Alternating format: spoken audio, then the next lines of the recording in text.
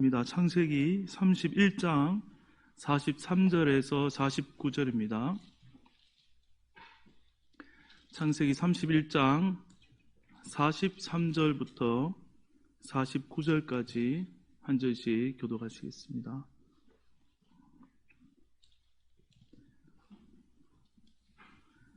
라반이 야곱에게 대답하여 이르되 딸들은 내 딸이요 자식들은 내 자식이요 양떼는 내 양떼요 내가 보는 것은 다 내 것이라. 내가 오늘 내 딸들과 그들이 낳은 자식들에게 무엇을 하겠느냐?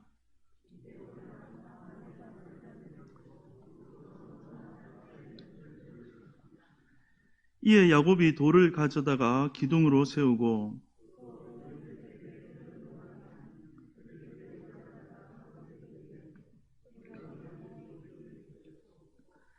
라반은 그것을 여갈 사하두다라 불렀고 야곱은 그것을 갈레치라 불렀으니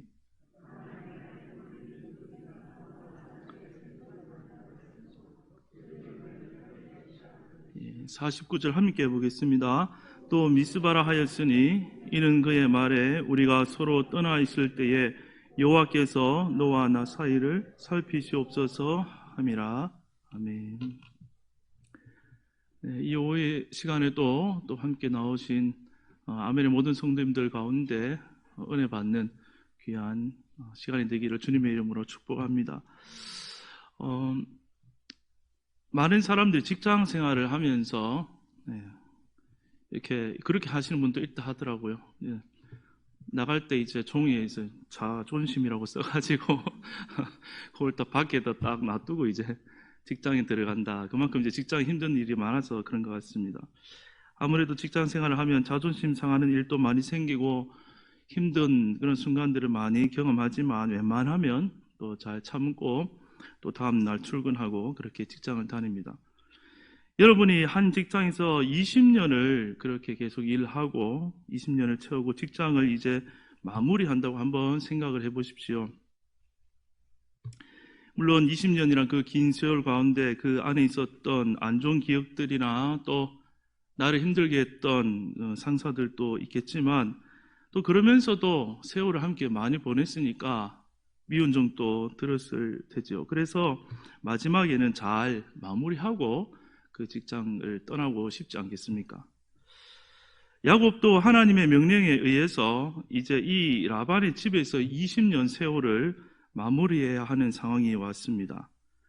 창세기 31장에는 야곱의 선택과 또 위기, 그리고 그 위기가 어떻게 마무리되는지가 잘 나와 있는데 저는 오늘 본문의 상황을 잠시 살펴보면서 이 야곱과 라반의 공통점과 또 차이점을 중심으로 말씀을 전하고자 합니다. 야곱은 아주 극단적인 방법을 택합니다. 여러분 다 아시는 대로 들로 아내들을 불러내어서 감시를 피해 대화를 나누고 또 의논한 다음에 몰래 도망치는 것이죠. 야곱도 이런 결정을 하는 것이 아마 결코 쉽지는 않았을 것입니다. 아무리 믿기는 하지만 20년이란 세월을 그래도 함께 보냈고 또 자신은 남이라고 쳐도 아내들은 그의 친딸들이고 또 낳은 자식들은 라반이 볼 때는 너무나 사랑스러운 손주들일 텐데 하룻밤에 사라지는 결정은 야곱에게 있어서 이런 결정한다는 것은 심정적으로 매우 힘든 결정이었을 것입니다. 그리고 이렇게 몰래 도망가는 것은 참으로 그 뒤가 불안한 결정이죠. 하지만 야곱이 생각할 때 도저히 생각해봐도 라반의 손에서 벗어날 수 있는 방법은 이 방법밖에는 없다. 그렇게 생각했기 때문에 이런 어려운 결정을 실행에 옮기기로 한 것입니다. 여기서 좀 아쉬운 것은 하나님께서 그에게 떠나라고 말씀하셨기 때문에 그 방법조차도 하나님께 물으면서 매달렸으면 참 좋지 않았을까 그런 생각이 드는데 말씀을 읽어보면 그런 부분이 전혀 나오지가 않습니다. 오히려 라반에게 대한 그런 두려움 가득 차 있고 또 라반에게 대한 악감정으로 가득 차 있는 모습을 보게 됩니다. 아내들도 이에 대해서는 완전히 이제 한마음이 된 것이죠. 야곱은 이 20년 자기의 이 세월의 보상을 자기가 지켜야겠다고 생각하고 결단한 것입니다. 하나님의 입장에서 바라볼 때는 하나님의 뜻을 따라 돌아가는 길이지만 야곱은 그 개인적으로 어떤 마음을 품고 지금 이 야반도주를 하려고 하는 것입니까? 30장 31절에서 우리는 야곱의 그 마음을 볼 수 있죠. 그가 하는 말이 그러나 나는 언제나 내 집을 세우리까. 그러나 나는 언제나 내 집을 세우리까. 야곱의 마음에 늘 있는 말입니다. 언제나 나의 집을 세우겠습니까? 이 말은 단순한 야곱의 말이 아닙니다. 이 말은 사실 우리 모두의 말이고 라반 역시 마찬가지입니다. 우리 모두는 항상 재물과 또 우리의 일의 성공과 또 안정을 바라고 그것을 지향하면서 계속 살아가게 되어 있습니다. 그런데 누구한테 물어봐도 나는 이것을 다 이뤘다고 쉽게 말할 수 있는 사람은 없을 것입니다. 언제나 자신의 현재 상태를 완전한 상태가 아닌 늘 불완전한 상태로 생각하면서 살아가고 있다는 것이죠. 예를 들어서 결혼을 하지 못한 사람은 늘 결혼한 사람을 보면서 저 사람은 결혼했으니 완전하다라고 생각할지 모르겠습니다. 또 결혼했지만 집이 없는 사람은 늘 자기 집을 가진 사람들을 보면서 완전하다라고 생각할지 모릅니다. 또 집을 가진 사람들이라고 해도 자기에게 없는 어떠한 조건을 가진 또 다른 누군가를 보면서 완전하다라고 생각하며 자신은 늘 현재 상태를 불완전하다라고 생각할 수 있다는 것입니다. 야곱은 라반의 집에서 20년을 함께 라반을 보면서 살았습니다. 야곱이 라반을 보면서 마음속으로 어떤 생각이 들었겠습니까? 상대적으로 라반은 다 가진 것처럼 보이지 않았겠습니까? 야곱은 속으로 이런 생각을 아마 했을 것입니다. 도저히 이해가 안 된다, 저 사람. 내가 라반이라면 저 정도 모든 재산을 가지고 있다면 이렇게까지 악착같이 살지는 않을 텐데 좀 여유를 가지고 나에게도 베풀고 그렇게 살아도 될 텐데 왜 저렇게 사람이 악착같이 살까? 이런 생각을 야곱이 하지 않았겠습니까? 라반은 근데 정말 욕심이 대단한 사람이 맞기는 많습니다. 라반이 야곱을 나중에 쫓아왔을 때 하는 말을 보면 알 수 있죠. 43절에 보시면 라반이 이렇게 말하죠. 라반이 야곱에게 대답하여 이르되 딸들은 내 딸이요 자식들은 내 자식이요 양떼는 내 양떼요 네가 보는 것은 다 내 것이라. 내가 오늘 내 딸들과 그들이 낳은 자식들에게 무엇을 하겠느냐. 쫓아서 이렇게 얘기했습니다. 사실은 야곱의 아내이고 야곱의 자식들이고 또 약속한 대로 눈에 보이는 지금 얼룩진 모든 것들은 누구의 것입니까? 야곱의 것인데 라반은 절대로 그렇게 생각하지 않는다는 것이죠. 20년 동안 함께 있으면서 늘 이 야곱 한 사람을 제외한 모든 것은 다 내 것이다. 이렇게 생각을 했다는 것입니다. 그런데 어느 날 야반 도주에서 싹 가지고 사라지니까 완전 열을 받았던 것이죠. 제가 첫 번째로 드리고 싶은 말씀은 이것입니다. 라반과 야곱이 완전 다른 것 같아도 어느 면에서는 똑같다라는 것입니다. 어떤 점에서 제가 똑같다고 말씀을 드리는 것입니까? 라반도 항상 자기 집을 세우고 싶은 사람이고 야곱도 언제나 자기 집을 세우고 싶어하는 사람이라는 것입니다. 그러한 마음을 쫓아서 이 땅을 살아가는 그러한 똑같은 존재라는 것이죠. 이것은 이 땅에 태어난 모든 사람이 다 같을 것입니다. 어느 누구라도 이 세상에서 내가 실패하기를 원하거나 가난을 선택하거나 불안정한 삶을 원하지는 않을 것입니다.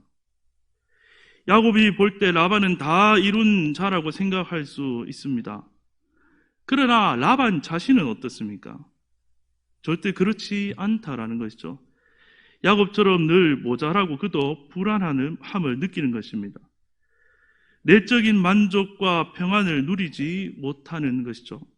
현재의 자신을 라반조차도 불완전하게 인식하며 똑같이 살고 있다는 것입니다. 우리는 무엇을 통해서 그것을 알 수가 있습니까? 라반이 야곱을 쫓아왔을 때 그가 무엇을 찾았습니까? 드라빔을 악착같이 집착하면서 찾는 것을 볼 때 그렇고, 또 이후에도 보겠지만 야곱과 헤어질 때 라반이 언약을 맺는 이유도 그의 마음속에 불안과 두려움이 있기 때문에 약속을 하고 떠나게 되는 것입니다. 여러분은 현재 상태가 어떻습니까? 만족하며 살고 계십니까? 재물의 면에 있어서나 또 내가 하려던 일에 있어서나 또 내 가족이나 환경에서 안정을 취하고 있습니까? 그래서 항상 마음이 지금 평안하고 내적인 만족과 기쁨을 누리면서 그렇게 살고 있습니까?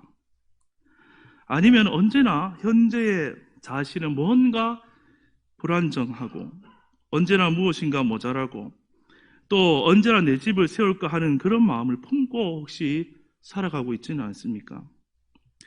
제가 장담은 하지 못하지만 아마 대부분은 후자가 아닐까 그런 예상을 해봅니다. 물론 나이가 있으면 젊은 사람들에 비해서는 물질이나 환경 면에서 조금 더 안정감을 가질 수도 있겠지만 그것이 내적 만족과 기쁨과 평안을 계속 나에게 준다고 말하지는 못할 것입니다. 항상 내 집을 세우고 싶은 면에서는 라반이나 야곱이나 그 어느 누구라도 똑같다라는 것이죠.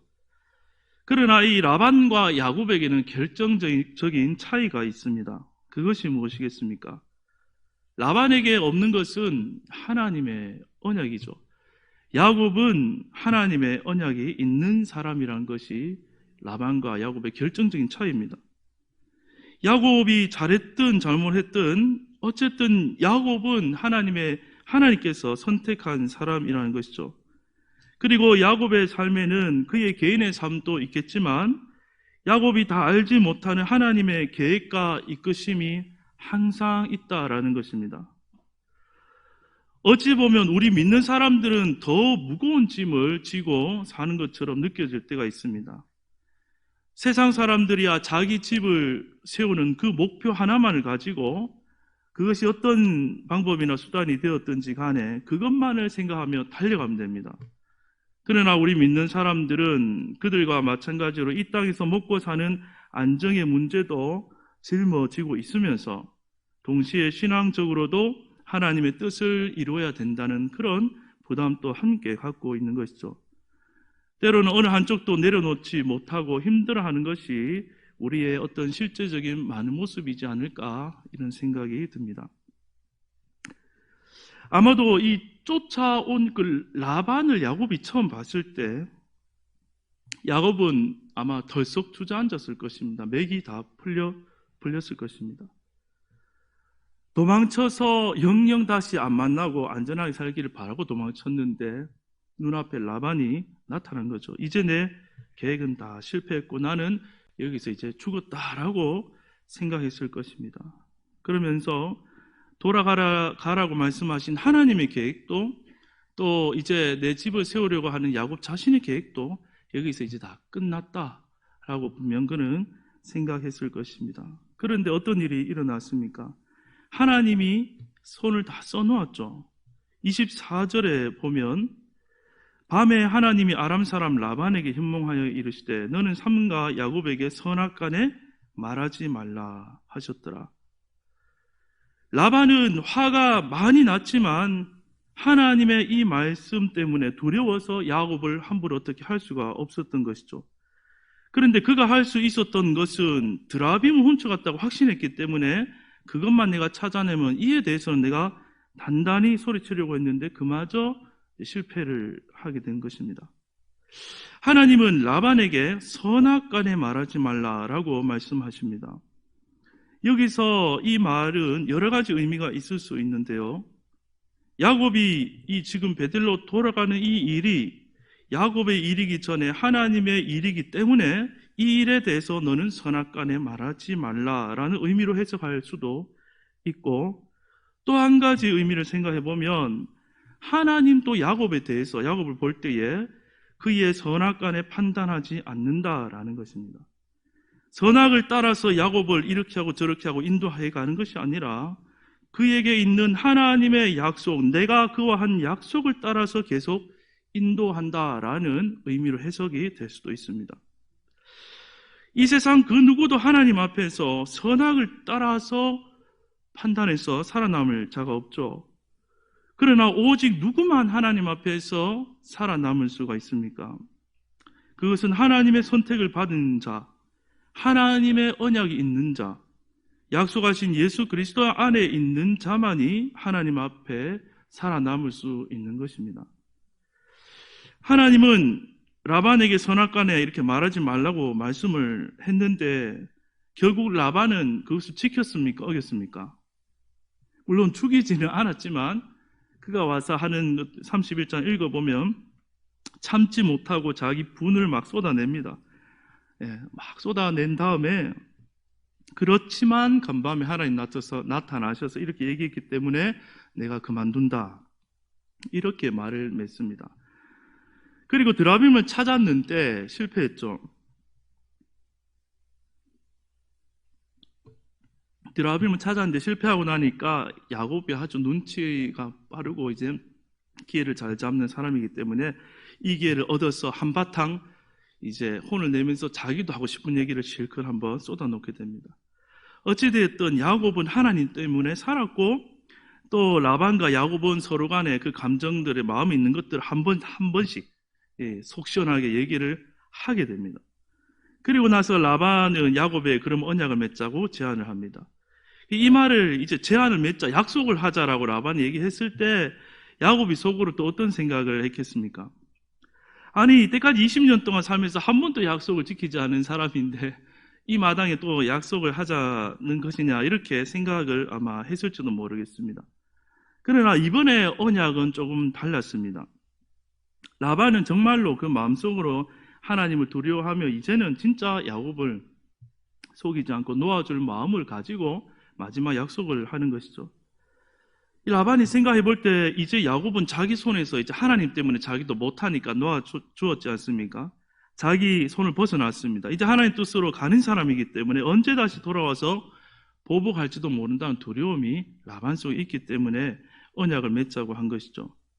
그리고 또 한 가지는 20년 동안 이 야곱의 삶을 옆에서 지켜본 결과 정말 야곱과 하나님 함께 하신다는 것을 라반은 알았습니다. 그리고 하나님께서 그를 이제 보호하시고 축복하시면 자기가 어떻게 할 수 없다는 것을 인정하기 때문에 그 마지막 약속을 하게 됩니다. 45절에 보시면 두 사람이 돌을 취하여 기둥을 세우는 모습이 나옵니다.